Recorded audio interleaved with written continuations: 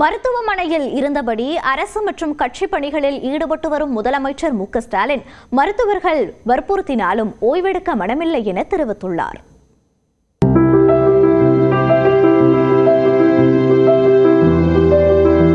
உடல்நலக்குறைவு காரணமாக சென்னை அப்போலோ மருத்துவமனையில் முதலமைச்சர் மு க ஸ்டாலின் அனுமதிக்கப்பட்டுள்ளார்.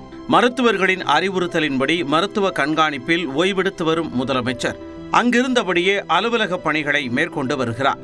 இந்நிலையில் தமிழ்நாட்டிற்கு வந்துள்ள பிரதமர் மோடியிடம் வழங்க வேண்டிய கோரிக்கைகள் அடங்கிய மனுவை தலைமைச் செயலாளர் மூலமாக கொடுத்து அனுப்பினார். அதனை பிரதமர் மோடியிடம் அமைச்சர் தங்கம் தென்னரசு வழங்கினார். பின்னர் ஓரணியில் தமிழ்நாடு இயக்கம் மூலம் நடைபெற்று வரும் உறுப்பினர் சேர்க்கை செயல்பாடுகள் குறித்து திமுக மண்டல பொறுப்பாளர்களுடன் முதலமைச்சர் மு க ஸ்டாலின் ஆலோசனை மேற்கொண்டார். இந்த கூட்டத்தில் துணை முதலமைச்சர் உதயநிதி ஸ்டாலின், திமுக பொருளாளர் டி.ஆர். பாலு, அமைப்பு செயலாளர் ஆர்.எஸ். பாரதி, துணை பொதுச் செயலாளர் ஆர். ராசா, அமைச்சர்கள் உள்ளிட்டோர் கலந்து கொண்டனர்.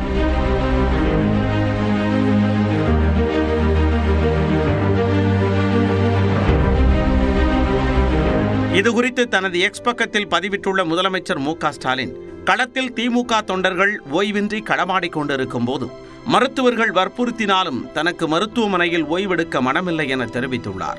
தொண்டர்களின் களச் செயல்பாடுகள் குறித்து மண்டல பொறுப்பாளர்களிடம் ஆலோசனை நடத்தியதாகவும் அவர் குறிப்பிட்டார்.